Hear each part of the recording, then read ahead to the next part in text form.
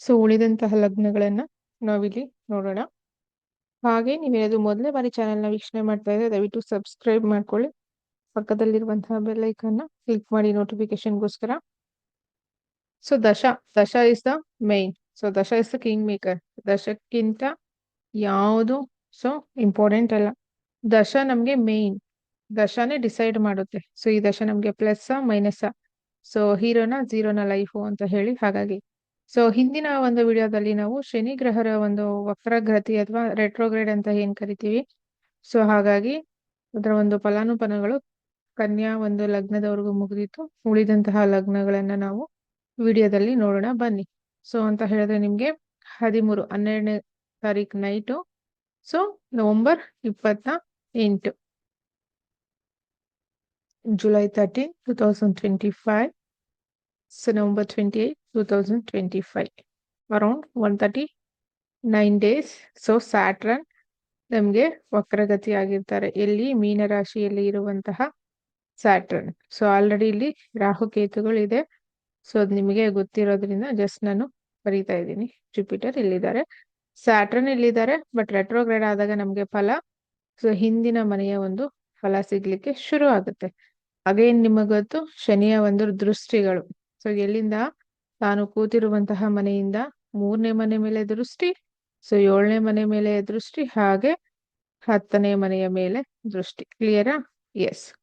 So ಈಗ ನಾವು ತುಲಾ ಲಗ್ನಕ್ಕೆ ಹೋಗೋಣ. ತುಲಾ ಲಗ್ನಕ್ಕೆ ಯೋಗಕಾರಕನಾದಂತಹ ಚತುರ್ಥಾಧಿಪತಿ ಪಂಚಮದಲ್ಲಿ. ಸೊ ಅಗೇನ್ ಆಸ್ಪೆಕ್ಟ್ ಎಲ್ಲೆಲ್ಲ ಆಗ್ತಿದ್ದಾರೆ ಅವ್ರಿಗೆ? 11ನೇ ಮನೆ ಮೇಲೆ ಆಸ್ಪೆಕ್ಟ್ ಆಗ್ತಿದ್ದಾರೆ. ಅದರ ಜೊತೆಗೆ ಸೊ 2ನೇ ಮನೆ ಮೇಲೆ ಆಸ್ಪೆಕ್ಟ್ ಆಗ್ತಿದ್ದಾರೆ. ಸೊ ಹಾಗಾಗಿ ನೆಕ್ಸ್ಟ್ ಅದಾದ ನಂತರ ಸೊ 7ನೇ ಮನೆ ಮೇಲೆ ಆಸ್ಪೆಕ್ಟ್ ಆಗ್ತಿದ್ದಾರೆ. ಫೈನ್. ತುಲಾ ಲಗ್ನಕ್ಕೆ ಲಗ್ನದಿಂದ ಚತುರ್ಥಾಧಿಪತಿ ಪಂಚಮದಲ್ಲಿ, ಹಾಗಾಗಿ ಮನೆ ಯೋಗ ಅಥವಾ ಭೂಮಿ ಯೋಗ ಅಥವಾ ಚೇಂಜ್ ಆಫ್ ಪ್ಲೇಸ್. ಸೊ ಅದು ಹೌಸ್ ಚೇಂಜ್ ಆಗಿರಬಹುದು, ಏರಿಯಾ ಚೇಂಜ್ ಆಗಿರಬಹುದು, ಅಥವಾ ಕಂಟ್ರಿ ಚೇಂಜ್ ಆಗಿರಬಹುದು. ಸೊ ಹಾಗಾಗಿ ಭೂಮಿ ಯೋಗ ಅಥವಾ ಮನೆ ವರ್ಗಾವಣೆ ಅಥವಾ ಮನೆ ಬದಲಾವಣೆ ಕ್ಲಿಯರ್ ಆಗಿ ತೋರಿಸ್ತಿದೆ. ಇನ್ನು ಎಜುಕೇಶನ್ಗೆ ಸಂಬಂಧಪಟ್ಟ ಹಾಗೆ ಸೊ ಡೆಫಿನೆಟ್ಲಿ ತುಂಬಾನೇ ಚೆನ್ನಾಗಿದೆ. ಆದ್ರೆ 5th ಹೌಸ್ ರಾಹು ಇರೋದ್ರಿಂದ ದಶ ಚೆನ್ನಾಗಿದ್ರೆ ಇದು ಒಳ್ಳೆ ರಿಸಲ್ಟ್ ಕೊಡುತ್ತೆ, ಹೈಲೈಟ್ ಮಾಡುತ್ತೆ. ದಶ ಏನಾದ್ರು 6, 8, 12 ದಶಗಳು ನಡೀತಿದ್ದಾಗ ಮಕ್ಕಳು ಸ್ವಲ್ಪ ಓದೋದ್ರಲ್ಲಿ ಡಿಲೇ ಆಗುತ್ತೆ ಅಷ್ಟೇ. Otherwise there is no issues. ತುಲಾ ಲಗ್ನದವರು ಯಾರಾದ್ರೂ ಬೇಬಿಗೆ ಕನ್ಸೀವ್ಗೆ ನೀವು ಅಥವಾ ಮಕ್ಕಳಿಗೆ ಟ್ರೈ ಮಾಡ್ತಾ ಇದ್ರೆ ಇದು ಒಳ್ಳೆಯ ಸಮಯ ಅಲ್ಲ. ಸೊ ಬ್ಯಾಡ್ ಟೈಮ್ ಇರೋದ್ರಿಂದ ಕನ್ಸೀವ್ಗೆ ಇಷ್ಟು ಆದಷ್ಟು ಸಪೋರ್ಟ್ ಮಾಡೋದಿಲ್ಲ. ಸೊ ಹಾಗಾಗಿ ಸ್ವಲ್ಪ ಹೆಲ್ತ್ ಬಗ್ಗೆ ನೋಡ್ಕೊಳ್ಳಿ. ಆಲ್ರೆಡಿ ಕನ್ಸೀವ್ ಇದ್ರೆ ಸೊ ಡೆಫಿನೆಟ್ಲಿ ನಿಮ್ಮ ಡಾಕ್ಟರ್ ಏನ್ ಸಜೆಸ್ಟ್ ಮಾಡಿರ್ತಾರೋ ಅದನ್ನ ನೀವು ಗಮನ ಹರಿಸ್ಕೊಳ್ಳಿ. ನೆಕ್ಸ್ಟ್ 2ನೇದಾಗಿ ನಿಮ್ಗೆ 5ನೇ ಮನೆ ಮೇಲೆ ಕೂತಿರುವಂತಹ ಗ್ರಹದ 10ನೇ ದೃಷ್ಟಿ 2ನೇ ಮನೆ ಮೇಲೆ ಬೀಳ್ತಾ ಇದೆ. ಅದು ಸ್ಕಾರ್ಪಿಯೋ. ಅಗೈನ್ 3ನೇ ದೃಷ್ಟಿ 7ನೇ ಮನೆ, ಅಗೈನ್ 7ನೇ ದೃಷ್ಟಿ 11ನೇ ಮನೆ. ಸೊ 2, 7, 11 ಈ ಮನೆಗಳ ಮೇಲೆ ದೃಷ್ಟಿ ಬೀಳೋದ್ರಿಂದ ಇದು ಸ್ಲೋ ಆಗ್ತಾ ಇದೆ. ತುಲಾ ಲಗ್ನದವರಿಗೆ 2nd ಹೌಸ್ ಮೇಲೆ ಆಸ್ಪೆಕ್ಟ್ ಬೀಳ್ತಾ ಇರೋದ್ರಿಂದ ಫೈನಾನ್ಸ್ ಸಡನ್ ಏರುಪೇರು ತೋರಿಸ್ತಾ ಇದೆ. ಸ್ವಲ್ಪ ಕೇರ್ಫುಲ್. ಅದರ ಜೊತೆಗೆ ಪರ್ಸನಲ್ ಲೈಫ್ ಅಥವಾ ಪಾರ್ಟ್ನರ್ಶಿಪ್ ಅಲ್ಲಿ ಸ್ವಲ್ಪ ವಾದ ವಿವಾದ, ಅಡೆತಡೆಗಳು. Again 11th house Ketu is not good. So again ಅಲ್ಲಿ ಆಸ್ಪೆಕ್ಟ್ ಆಗ್ತಿರೋದ್ರಿಂದ ನಿಮ್ಮದೇ ಫ್ರೆಂಡ್ ಸರ್ಕಲ್ ಆಗಿರಬಹುದು, ರಿಲೇಷನ್ಸ್ ಆಗಿರಬಹುದು, ಅಣ್ಣ ಅಥವಾ ಅಕ್ಕಂದಿರಾಗಿರಬಹುದು, ಇವರುಗಳ ಕಡೆಯಿಂದ ತೊಂದರೆ ತೋರಿಸ್ತಾ ಇದೆ. ಹಾಗೆ 11ನೇ ಮನೆಯ ನಾವು ದಿನನಿತ್ಯದ ಸೊ ರೆಗ್ಯುಲರ್ ಗೈನ್ ಅಥವಾ ರೆಗ್ಯುಲರ್ ಇನ್ಕಮ್ ಅಂತ ಹೇಳ್ತೀವಿ. ಸೊ ಅದು ಕೂಡ ಇಲ್ಲಿ ಬ್ಲಾಕೇಜ್ ಆಗ್ತಾ ಇದೆ, ಹೋಲ್ಡ್ ಆಗ್ತಾ ಇದೆ. ನಿಮ್ದು ಫಂಡ್ ರಿಲೀಸ್ ಆಗ್ತಾ ಇಲ್ಲ. ಮೇ ಬಿ ಪ್ರಾಜೆಕ್ಟ್ ಫಂಡ್ ಆಗಿರಬಹುದು ಅಥವಾ ಬಿಲ್ಲಿಂಗ್ಸ್ ಆಗಿರಬಹುದು, ನೀವೇನಾದ್ರೂ ಗೌರ್ಮೆಂಟ್ ಡಿಪಾರ್ಟ್ಮೆಂಟ್ ಆಗಿ ವರ್ಕ್ ಮಾಡ್ತಿದ್ರೆ, ಅಥವಾ ಫ್ರೆಂಡ್ ಸರ್ಕಲ್ ಆಗಿರಬಹುದು, ಇಲ್ಲಿಂದ ಸೊ ನಿಮ್ಗೆ ಹಣ ಹೋಲ್ಡ್ ಆಗ್ತಾ ಇದೆ. It will not come on this moment.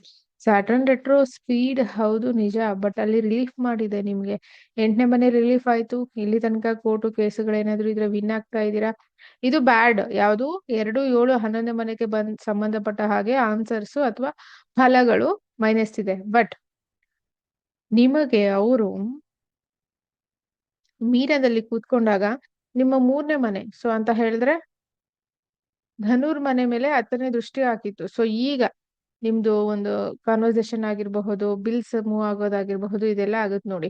Relief ಯಾವ್ಯಾವ ಮನೆ ಸಿಗ್ತಾ ಇದೆ? 3ನೇ ಮನೆ, 8ನೇ ಮನೆ, 12ನೇ ಮನೆ ರಿಲೀಫ್ ಸಿಗ್ತಾ ಇದೆ. 3, 8, 12ನೇ ಮನೆ ಅಂದ್ರೆ 8ನೇ ಮನೆ ಅಂತ ಹೇಳಿದ್ರೆ ಹೆಲ್ತ್ ಇಶ್ಯೂಸ್ ಏನಾದ್ರು ಇದ್ರೆ ಈಗ ನಿಮ್ಗೆ ರಿಲೀಫ್ ಸಿಗ್ತಾ ಇದೆ. ಇನ್ಹೆರಿಟೆನ್ಸ್, ಸಡನ್ ಗೇನ್ ಅಥವಾ ಸೊ ಬ್ಲಾಕ್ ಮನಿ ಅಂತ ಏನು ಹೇಳ್ತೀವಿ, ಇದು ನಿಮ್ಗೆ ಈಗ ಬರ್ತಾ ಇದೆ. ಇದು 11th ಹೌಸ್ಗೆ ಸಂಬಂಧಪಟ್ಟ ಹಾಗೆ ಬರ್ತಾ ಇಲ್ಲ. ಬಟ್ ಈ ಹಿಡನ್ ಮನಿ ಏನಿತ್ತಲ್ವಾ, ಇದು ಕಣ್ಣಿಗೆ ಕಾಣದೇ ಇರುವಂತಹ ಹಣ ಅಥವಾ ನಿಧಿ ಅಥವಾ ಲಾಂಗ್ ಟರ್ಮ್ ಇನ್ವೆಸ್ಟ್ಮೆಂಟ್ ಅಂತ ಏನ್ ಹೇಳ್ತೀವಿ, ಸೀಕ್ರೆಟ್ ಇನ್ವೆಸ್ಟ್ಮೆಂಟ್, ಇದು ರಿಲೀಫ್ ಆಯ್ತು. ಅಂಡ್ 3ನೇ ಮನೆಗೆ ಸಂಬಂಧಪಟ್ಟ ಹಾಗೆ ನಿಮ್ದು ಬಿಸ್ನೆಸ್ ಆಗಿರಬಹುದು, ಟ್ರೇಡಿಂಗ್ ಆಗಿರಬಹುದು, ಸೊ ನಿಮ್ಮೊಂದು ಕಮ್ಯುನಿಕೇಶನ್ ಆಗಿರಬಹುದು, ಇವುಗಳಿಗೆ ಸಂಬಂಧಪಟ್ಟ ಹಾಗೆ ಇಲ್ಲಿ ತನಕ ನೋಡಿ ನೀವೇನ್ ಮಾತಾಡಿದ್ರು ತಪ್ಪೆ. ಸೊ ಈಗ ಅದು ರಿಲೀಫ್ ಆಗಿದೆ. ಸೊ ತುಂಬಾ ಚೆನ್ನಾಗಿ ಕ್ಲಿಕ್ ಆಗ್ತೀರಾ. ಅಂಡ್ 12ನೇ ಮನೆ ಅಂತ ಹೇಳಿದ್ರೆ ಸೊ ಹಾಸ್ಪಿಟಲ್ಸ್ ಆಗಿರಬಹುದು, ಜೈಲ್ ಆಗಿರಬಹುದು, ಫಾರಿನ್ ಆಗಿರಬಹುದು, ಸಬ್ ಕಾನ್ಶಿಯಸ್ ಮೈಂಡ್ ಆಗಿರಬಹುದು, ನಿಮ್ಮ ಬೆಡ್ರೂಮ್ ಆಗಿರಬಹುದು, ಇದಕ್ಕೆ ಸಂಬಂಧಪಟ್ಟ ಹಾಗೆ ಸೊ ತುಂಬಾನೇ ಪ್ರಾಬ್ಲಮ್ ಫೇಸ್ ಇತ್ತು. ಪಾದಗಳಲ್ಲಿ ತೊಂದರೆ, ಕಿರಿಕಿರಿ ಏನಾದ್ರು ಇದ್ರೆ ಇವೆಲ್ಲ ನಿಮ್ಗೆ ಪಾಸಿಟಿವ್ ರಿಸಲ್ಟ್ ಕೊಡ್ತಾ ಇದೆ. ಹೋಲ್ಡ್ ಮಾಡಿ ಲಾಕ್ ಮಾಡ್ತಾ ಇರೋದು 2ನೇ ಮನೆ, 7ನೇ ಮನೆ, 11ನೇ ಮನೆ, ಮೇನ್ ಮನೆಗಳು. ಸೊ ಹಣಕಾಸಿಂದು, ಬಿಸ್ನೆಸ್ದು ಮತ್ತೆ ಇನ್ಕಮ್ದು ಇವೆಲ್ಲ ಸ್ವಲ್ಪ ಹೋಲ್ಡ್ ಆಗ್ತಾ ಇದೆ. ಇದಕ್ಕೆ ನೀವು ಸ್ವಲ್ಪ ನೋಡ್ಕೋಬೇಕಾಗುತ್ತೆ. ಅಂಡ್ 11th ಹೌಸ್ ಕೇತು ಬಂದಾಗಿಂದ ನಿಮಗ್ ಗೊತ್ತು, some of your friends so automatic ಆಗಿ ಅವರೇನೆ ಕಟ್ ಆಗಿರ್ತಾರೆ ನೋಡಿ, ಅಂದ್ರೆ ವಿತೌಟ್ ರೀಸನ್, ಅಂದ್ರೆ ಸ್ವಲ್ಪ time cut in the sense before ತರ ನೀವು ಕಾನ್ವರ್ಸೇಷನ್ ಮಾಡೋದಿಲ್ಲ, ಮಾತಾಡೋದಿಲ್ಲ, ಮೀಟ್ ಆಗೋದಿಲ್ಲ, ಸೊ ಈ ತರ. ಅಂಡ್ 5ನೇ ಮನೆ ರಾಹು ಇರೋದ್ರಿಂದ ಅಂಡ್ ಶನಿ ರಾಹು ಕೂಡ ಇರೋದ್ರಿಂದ ನಿಮಗೆ ತಾಂತ್ರಿಕ ವಿದ್ಯೆಗಳು ಅಥವಾ ತಾಂತ್ರಿಕ ಮಂತ್ರಗಳು, ತಂತ್ರ ವಿದ್ಯೆಗಳು ತುಂಬಾ ಚೆನ್ನಾಗಿ ಬರುತ್ತೆ ನೋಡಿ. ಸೊ ಇದೊಂದು ಒಳ್ಳೆ ವಿಚಾರ. ಸೊ ಹಾಗಾಗಿ ಇವುಗಳನ್ನ ನೀವು ಡೆಫಿನೆಟ್ಲಿ ಆಕ್ಟಿವೇಟ್ ಮಾಡ್ಕೋಬಹುದು. ಸೊ ಬಟ್ ಏನೇ ಆದ್ರೂ ತುಲಾ ಲಗ್ನಕ್ಕೆ ಸೊ ಈಗ ಈ ಮನೆಗಳು ಸ್ವಲ್ಪ ಟೈಟ್ ಆಗ್ತಾ ಇದೆ. ಬಟ್ ಅದಕ್ಕೆ ಸಂಬಂಧಪಟ್ಟ ಹಾಗೆ 8th ಹೌಸ್ ರಿಲೀಫ್ ಆಗ್ತಾ ಇದೆ. ಸೊ ಅದೊಂದು ಒಳ್ಳೆ ವಿಚಾರ. ತುಲಾ ಲಗ್ನಕ್ಕೆ ನಾನು ಲಗ್ನಗಳಿಗೆನೆ ಹೆಚ್ಚು ಒತ್ತು ಕೊಡುವುದು. ನೆಕ್ಸ್ಟ್ ಸ್ಕಾರ್ಪಿಯೋ ನೋಡೋಣ. ಸ್ಕಾರ್ಪಿಯೋ ಹೇಗಿದೆ ಅಂತ ಹೇಳಿ. ಸೊ ಡೆಫಿನೆಟ್ಲಿ ಲಗ್ನದಿಂದ 3ನೇ ಮನೆ ಅಧಿಪತಿ 4ರಲ್ಲಿ ಕೂತ್ಕೋತಾ ಇದ್ದಾರೆ. ಹಾಗೆ ನಿಮ್ಮ 7ನೇ ಮನೆ ಮೇಲೆ ಇದ್ದಂತಹ ದೃಷ್ಟಿ ರಿಲೀಫ್ ಆಯ್ತು. ಈಗ 6ನೇ ಮನೆ ಮೇಲೆ ಸ್ಟಾರ್ಟ್ ಆಯ್ತು. ಅದಾದ ನಂತರ 10ನೇ ಮನೆ ಮೇಲೆ ಶುರುವಾಯ್ತು, ಜೊತೆಗೆ ಲಗ್ನ. ಸೊ ಈಗ ಮೇನ್ಲಿ ಸ್ಕಾರ್ಪಿಯೋ ಲಗ್ನದವರು, ವೃಶ್ಚಿಕ ಲಗ್ನದವರು ಮೇನ್ಲಿ ನೀವು ಯಾವ ಕಡೆ ಫೋಕಸ್ ಕೊಡ್ಬೇಕು? ಹೆಲ್ತ್. ಲಗ್ನದಲ್ಲಿ ಶನಿ ನೀಚ ಅಥವಾ ಲಗ್ನದ ಮೇಲೆ ದೃಷ್ಟಿ ಬೀಳೋ ಹಾಗೆ ಇಲ್ಲ. ಬಿದ್ರೆ ಏನಾಗುತ್ತೆ ಅಂತ ಹೇಳಿದ್ರೆ ಸುಸ್ತು, ಹೆವಿ, ಸೋಂಬೇರಿ, ಲೇಜಿ, ಪಾದಗಳಲ್ಲಿ ತೊಂದರೆ, ಹೆಡೇಕು, ಬಾಡಿ ಪೇನು, ಸೊ ಇದೆಲ್ಲ ಹೆವಿ ಆಗುತ್ತೆ. ಹೆವಿ ಹೆಲ್ತ್ ಇಶ್ಯೂಸ್ ಆಗುತ್ತೆ. ಮೇನ್ಲಿ ಹೆಲ್ತ್ ಕಡೆ ಫೋಕಸ್ ಕೊಡಿ. ಅದು ಕುಜನ ಮನೆ ಆಗಿರೋದ್ರಿಂದ ಬ್ಲಡ್ ರಿಲೇಟೆಡ್ ಅಗೇನ್ ಇಲ್ಲಿ ಆಸ್ಪೆಕ್ಟ್ ಕುಜ ಈಗ ಟ್ರಾನ್ಸಿಟ್ ಅಲ್ಲಿನೂ ನೋಡ್ತಿದ್ದಾನೆ ನಿಮ್ ಲಗ್ನಕ್ಕೆ. ಹಾಗಾಗಿ ಹೆಲ್ತ್ ಕಡೆ ಹೆಚ್ಚು ಹೊತ್ತು ಕೊಡಿ. ಎರಡನೇದು 6ನೇ ಮನೆ ಮೇಲೆ ಅಗೇನ್ ದೃಷ್ಟಿ ಆಗ್ತದೆ. ಲಗ್ನ ಮತ್ತೆ 6ನೇ ಮನೆ ಮೇಲೆ, 2ರ ಮನೆ ಮೇಲೆ ಮತ್ತೆ ಲಗ್ನಾಧಿಪತಿ ಟ್ರಾನ್ಸಿಟ್ ಅಲ್ಲಿ ಇದ್ದಾರೆ. 28ನೇ ತಾರೀಕುವರೆಗೂ ಕುಜ ಇಲ್ಲೇ ಇದ್ದಾರೆ ಇವ್ರ ಮೇಲೆ. ಸೊ ಹಾಗಾಗಿ ಜುಲೈ ಮಂತ್ ಅಲ್ಲಿ ವೃಶ್ಚಿಕ ಲಗ್ನದವರಿಗೆ ಆರೋಗ್ಯದ ವಿಚಾರವಾಗಿ ಒಳ್ಳೆ ಸೂಚನೆ ಇಲ್ಲ. ಎಚ್ಚರಿಕೆಯಿಂದ ಇರಿ. 6ನೇ ಮನೆ ಅಂತ ಹೇಳಿದ್ರೆ ಋಣ, ರೋಗು, ಶತ್ರು, ಹಿತಶತ್ರು, ದಿನನಿತ್ಯದ ಒಂದು ಕೆಲಸ ಕಾರ್ಯಗಳು, ಸ್ಟ್ರೆಸ್, ಜಾಬ್ಗೆ ಹೋಗೋದು ಇರಿಟೇಷನ್, ಜಾಬ್ ಮಾಡೋದು ನೋಡಿ. ಇಲ್ಲಿ ನಿಮ್ಗೆ 6, 10ನೇ ಮನೆ 2 ಮನೆ ಮೇಲೂ ಕೂಡ ದೃಷ್ಟಿ ಹಾಕಿರೋದ್ರಿಂದ ಜಾಬ್ಗೆ ಹೋಗ್ಬೇಕಾ ಅಂತ ಪ್ರಶ್ನೆ. ಎಸ್, ಹೋಗ್ಲೇಬೇಕಾಗುತ್ತೆ. ಅಂಡ್ ಬಿಸ್ನೆಸ್ ಮಾಡ್ಬೇಕಾ ಅಥವಾ ದಿನನಿತ್ಯದ ವರ್ಕ್ ಮಾಡ್ಬೇಕಾ, ಲಿಟಿಗೇಷನ್ಸ್ ಏನಾದ್ರು ಹೊಸದಾಗ ಆಗ್ತಿದಾರ, ಕೇಸ್ ಹಾಕ್ಬೇಕು, ನೋಟಿಸ್ ಕಳಿಸ್ಬೇಕು ಅಂದ್ರೆ ಇದು ಒಳ್ಳೆ ಟೈಮ್ ಅಲ್ಲ. ಸೊ ಬೆಟರ್ ಹೋಲ್ಡ್ ಮಾಡಿ. ಅದೇನ್ 10th house Ketu. 10th house Ketu job ಅಲ್ಲಿ ತುಂಬಾನೇ ಅಡೆತಡೆಗಳು, ಮೇ ಬಿ ಸ್ಯಾಲ್ರಿ ಕಟ್ ಆಗಿರಬಹುದು ಅಥವಾ ಸ್ಯಾಲ್ರಿ ಹೋಲ್ಡ್ ಆಗಿರಬಹುದು, ಬಾಸ್ ಕಡೆಯಿಂದ ಕಿರಿಕಿರಿ, ವರ್ಕಿಂಗ್ ಪ್ರೆಷರ್ಸ್ ಜಾಸ್ತಿ, ಇರಿಟೇಷನ್ ಪೀರಿಯಡ್ ಆಗಿರಬಹುದು, ಸಮಾಜದಲ್ಲಿ ಒಂದು ಕಸಿವಿಸಿ. ಸೊ ನಿಮಗೆ ಡೆಟ್ ಆಪೋಸಿಟ್ ಪರ್ಸನ್ಸೇ ಕನೆಕ್ಟ್ ಆಗೋದು. ನಿಮ್ಮ ಎನರ್ಜಿ ಹೇಗಿರುತ್ತೋ ಹಾಗೆ ಪಬ್ಲಿಕ್ ಕನೆಕ್ಟ್ ಆಗ್ತಾರೆ. ನಿಮ್ ಎನರ್ಜಿ ಈಗ ಹೇಗಿದೆ? ನಿಮ್ ಎನರ್ಜಿ ಈಗ ಹೆಲ್ತ್ ಬಗ್ಗೆನೇ ಮೇನ್ ಇದೆ. ಲಗ್ನ ಮತ್ತೆ 6ನೇ ಮನೆ ಅಧಿಪತಿ, ಸೊ ಅಂದ್ರೆ 6ನೇ ಮನೆಗೆ ಸಂಬಂಧಪಟ್ಟ ಹಾಗೆ. Gain Ketu aspecting your 6th house under triangle. So it's not a good period of time, especially Scorpio. Be careful. 3ನೇ ಮನೆ ಅಧಿಪತಿ 4ರಲ್ಲಿ. ಸೊ ಹಾಗಾಗಿ ತಾಯಿಯ ಜೊತೆ ವಾದ ವಿವಾದ, ವೆಹಿಕಲ್ ಡ್ರೈವಿಂಗ್ ಮಾಡುವಾಗ ಬಿ ಕೇರ್ಫುಲ್. ರಾಹು ಅಲ್ಲೇ ಇದ್ದಾರೆ, ಕೇತು ಆಸ್ಪೆಕ್ಟ್, ಕುಜ ಆಸ್ಪೆಕ್ಟ್.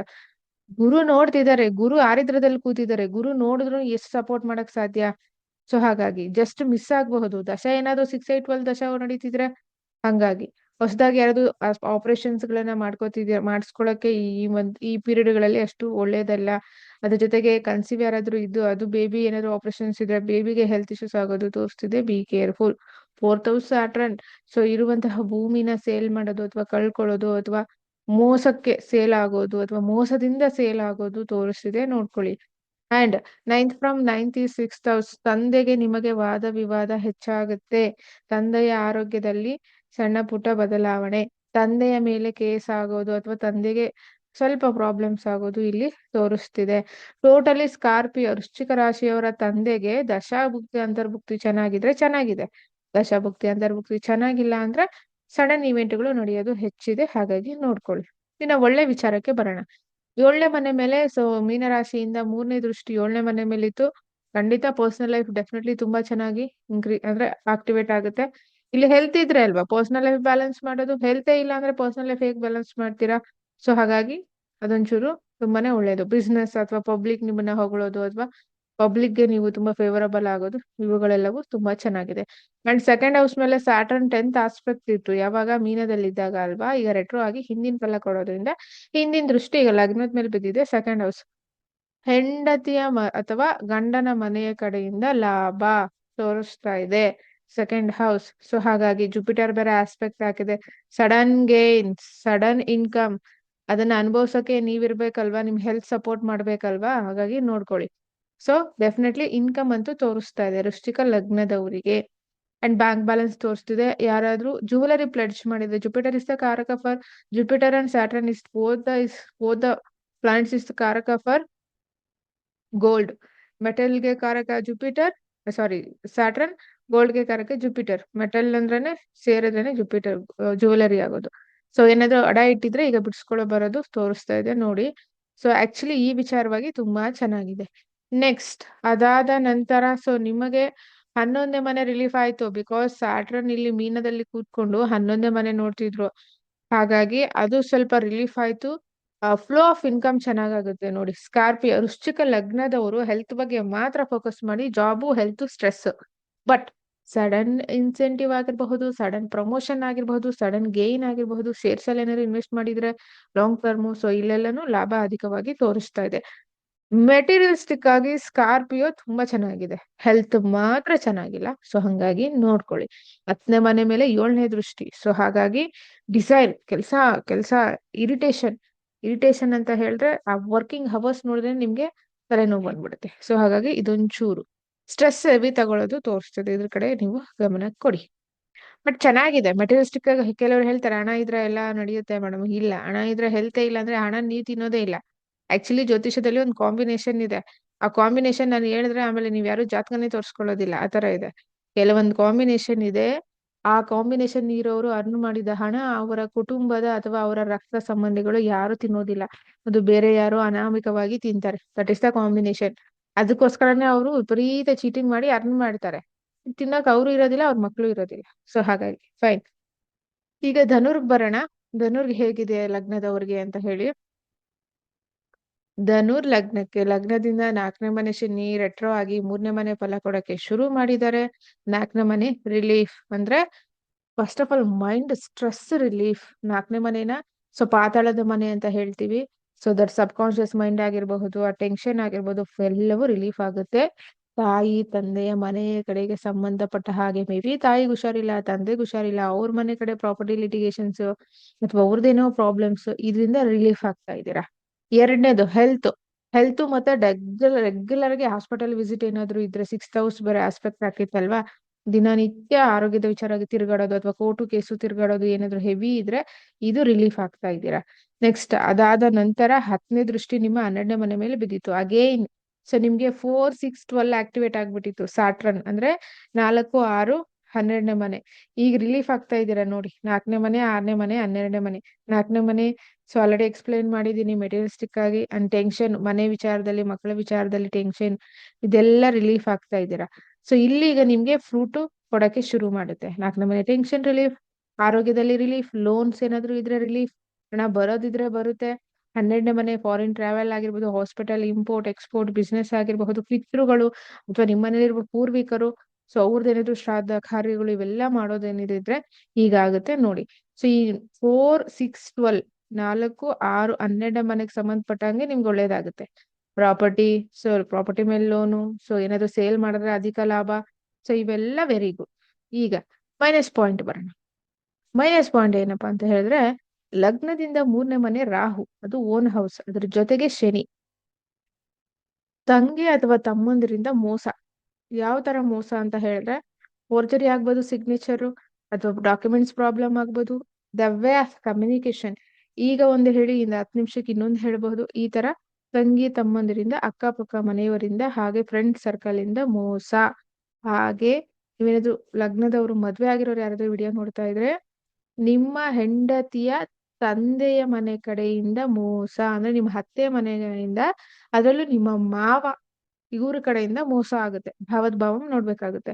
ಸೊ ಅವರಿಂದ ನಿಮ್ಗೆ ಚೀಟಿಂಗ್ ಆಗುತ್ತೆ. ಮೇ ಬಿ ನೀವು ಅಳಿಯ ಆಗಿದ್ರೆ ಅಥವಾ ನೀವು ಸೊಸೆ ಆಗಿದ್ರೆ, ಸ್ವಲ್ಪ ಏನೋ ಜ್ಯುವೆಲರಿ ಟೈಮ್ ಇದೆ ಕೊಡಿ, ಕೊಡ್ತೀನಿ ಅಂತ ತಗೊಳ್ಳೋದು, ಅಥವಾ ಹಣ ಕೊಡಿ, ಬಿಸ್ನೆಸ್ ಲಾಸ್ ಆಗಿದೆ, ಅಥವಾ ಇನ್ನೇನ್ ಹಣ ಬರ್ಬೇಕು, ಜಸ್ಟ್ ಚೆಕ್ ಕೊಟ್ಟಿದ್ದಾರೆ 2 days ಅಲ್ಲಿ ಹಣ ಬರುತ್ತೆ, ಈ ತರ ಎಲ್ಲ ಹಣ ತಗೋತಾರಲ್ಲ, ಸೊ ಅದು ಕಾಂಬಿನೇಷನ್ ಚೀಟಿಂಗ್ ಆಗೋದು ತೋರಿಸ್ತಿದೆ. ನೆಕ್ಸ್ಟ್ ನಿಮ್ಗೆ 9ನೇ ಮನೆ ಮೇಲೆ ದೃಷ್ಟಿ, ಶನಿ 7ನೇ ದೃಷ್ಟಿ ಆಗ್ತಾ ಇರೋದ್ರಿಂದ ಅಲ್ಲಿ ಕುಟುಂಬ ತಂದೆ ತಾಯಿದು ಮನೆ ಕಡೆಯಿಂದ ರಿಲೀಫ್ ಆಯ್ತು. ಬಟ್ 9ನೇ ಮನೆ ಅಗೈನ್ ಕೇತು. ಸೊ 9ನೇ ಮನೆ ಮೇಲೆ ಶನಿ ದೃಷ್ಟಿ. ತಂದೆಗೆ ಸಡನ್ ಸರ್ಜರೀಸ್, ಆಪರೇಷನ್ಸ್, ತಂದೆ ಹೆಲ್ತ್ ಅಲ್ಲಿ ಅಷ್ಟೊಂದು ಫೇವರಬಲ್ ಇಲ್ಲ. ತಂದೆಗೆ ಸ್ವಲ್ಪ ಹಿನ್ನಡೆ ಆಗೋದು, ಇದು ನಿಮ್ಮ ತಂದೆಗೆ, ಅದು ನಿಮ್ಮ ಹೆಂಡತಿಯ ತಂದೆ 3ನೇ ಮನೆ. ಸೊ ಹಾಗಾಗಿ ನಿಮ್ಮ ತಂದೆಗೆ ಸಡನ್ ಆಗಿ health issues, infections, cuttings, body cuttings, so ಇದೆಲ್ಲವೂ ತೋರಿಸ್ತಾ ಇದೆ ಆರೋಗ್ಯದಲ್ಲಿ. Next Saturn 10th aspect on your 12th house. So ಲಗ್ನ ರಿಲೀಫ್ ಆಯ್ತು, ಸಾರಿ ಇಲ್ಲಿ ಲಗ್ನ ರಿಲೀಫ್ ಆಯ್ತು. ಈಗ 12th ಹೌಸ್ ಮೇಲೆ ಆಸ್ಪೆಕ್ಟ್ ಆಗ್ತಾ ಇರೋದ್ರಿಂದ,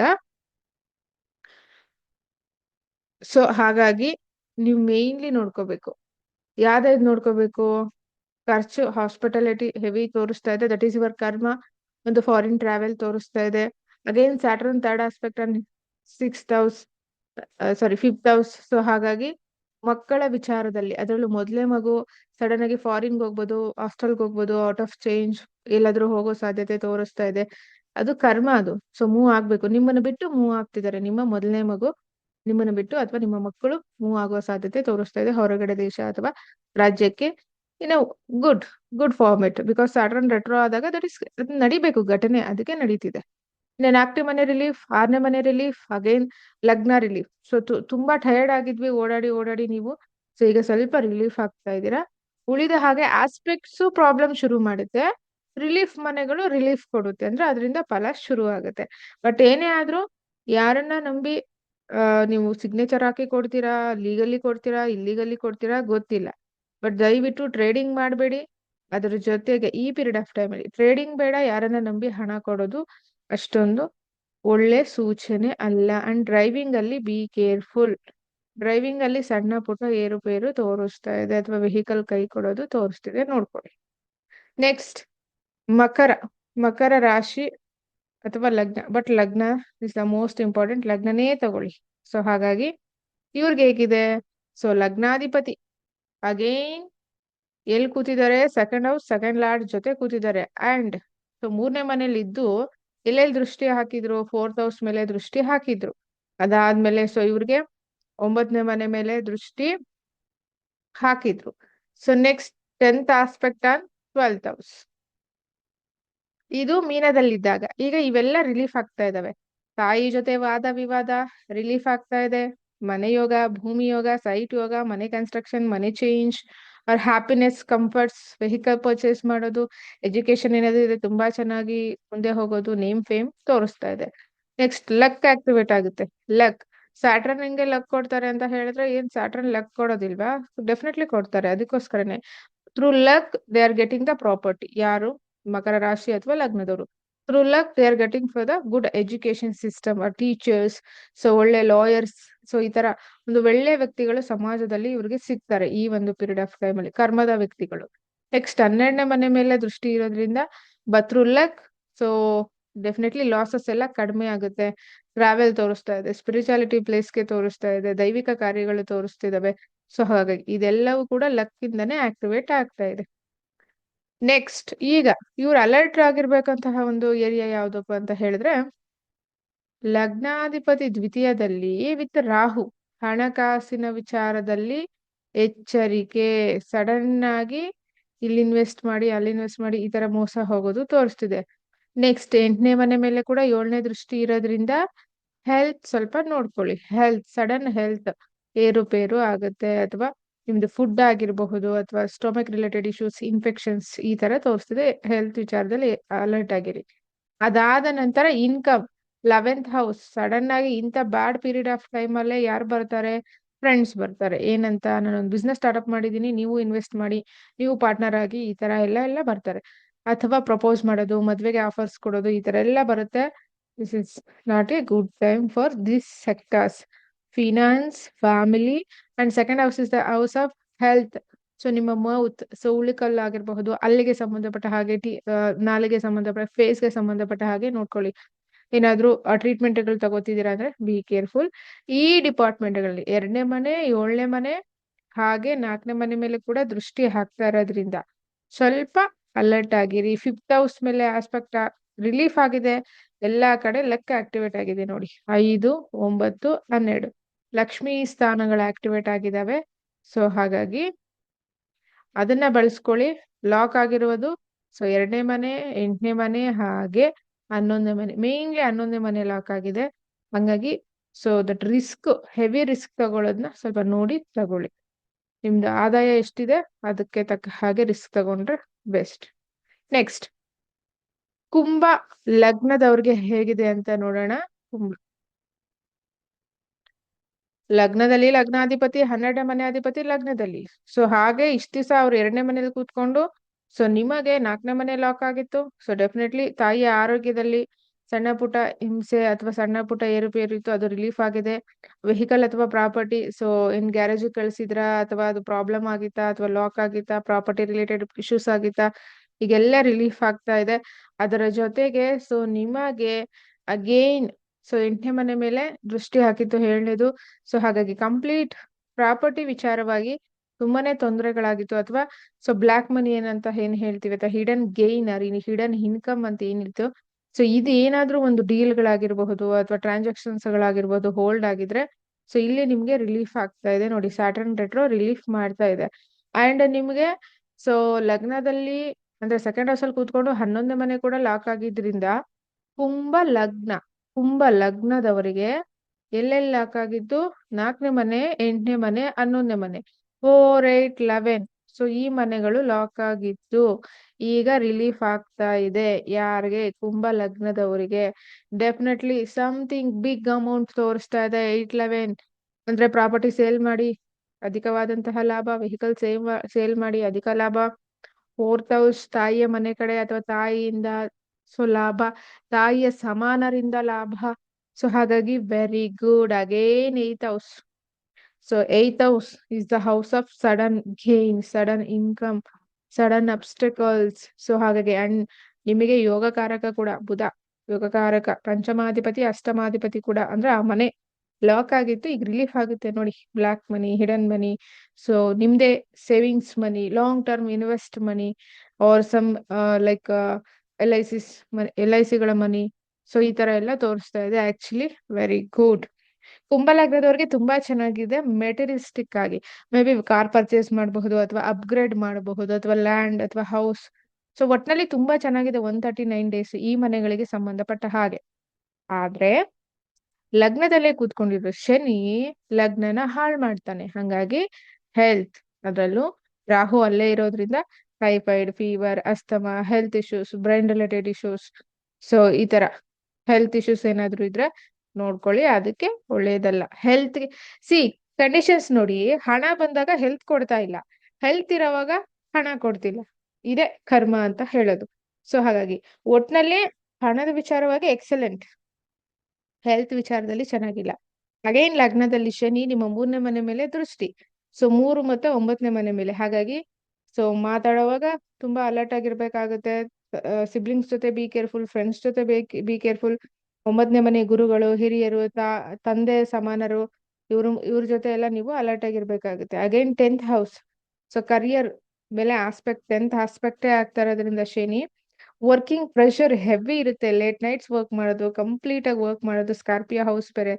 ಸೊ ಹೆವಿ ವರ್ಕಿಂಗ್ ತೋರಿಸ್ತಾ ಇದೆ. Heavy work load health problem ಕೊಡುತ್ತೆ. ಬಂದಿರೋ ಗೇನ್ ಇನ್ಕಮ್ ನ ಎಂಜಾಯ್ ಮಾಡೋಕೆ ಟೈಮ್ ಕೊಡೋದಿಲ್ಲ. ಸೊ ಹಾಗಾಗಿ ಬ್ಯಾಲೆನ್ಸ್ ಮಾಡ್ಕೊಳ್ಳಿ. ನೆಕ್ಸ್ಟ್ ಮೀನಾಗ ಹೋಗೋಣ, ಹೇಗಿದೆ ಅಂತ ಹೇಳಿ.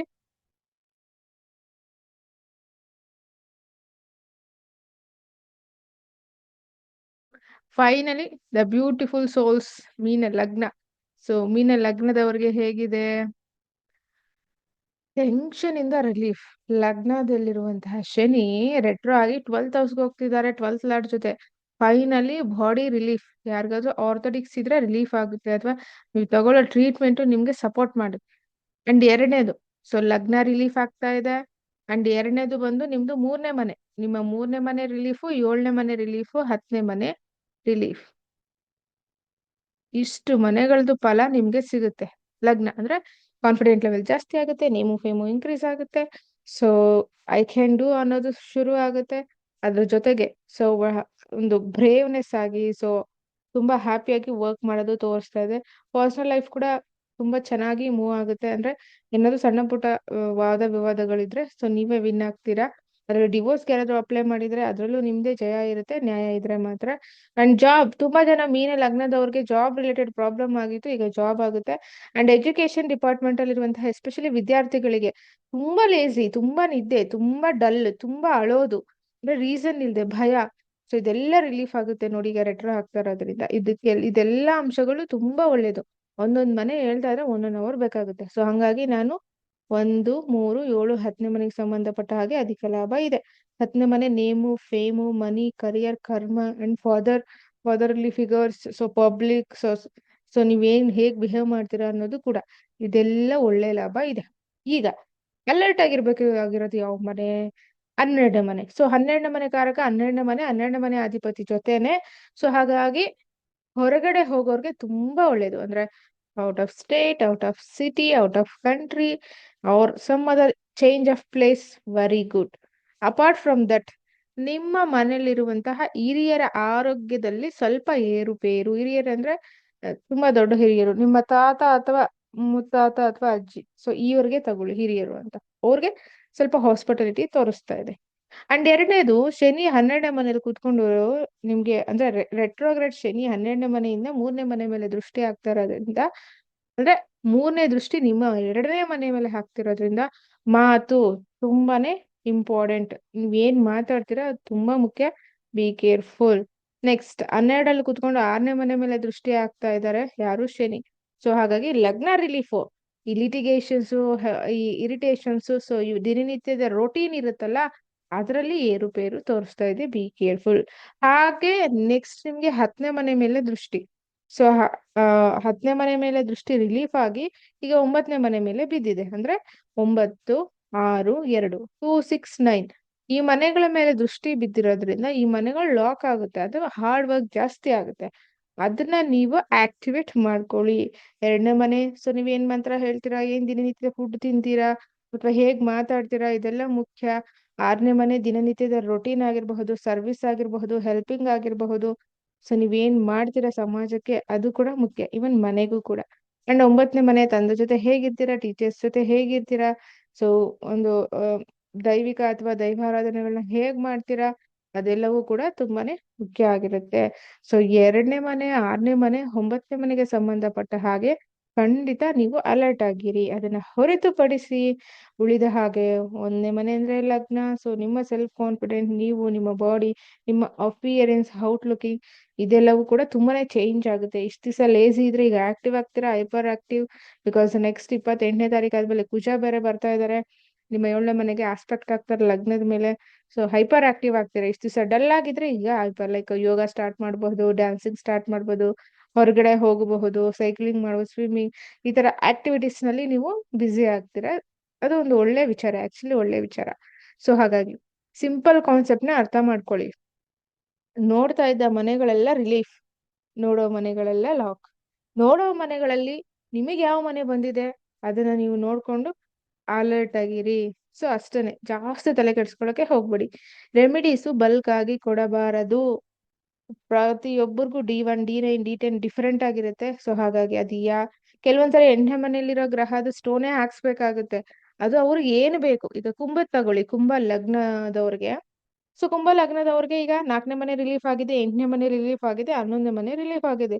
4 8 11 sudden gain, sudden income, excellent. And ಮೀನ ಲಗ್ನದವ್ರು ನೋಡಿ, 1ನೇ ಮನೆ, 3ನೇ ಮನೆ, 7ನೇ ಮನೆ, 10ನೇ ಮನೆ ಅಂದ್ರೆ ಸಡನ್ ಆಗಿ ಮದ್ವೆ ಸೆಟ್ ಆಗಬಹುದು, ಸಡನ್ ಆಗಿ ಬಿಸ್ನೆಸ್ ಕ್ಲಿಕ್ ಆಗುತ್ತೆ, ಸಡನ್ ಆಗಿ ನೇಮು ಫೇಮಸ್ ಶುರು ಆಗುತ್ತೆ.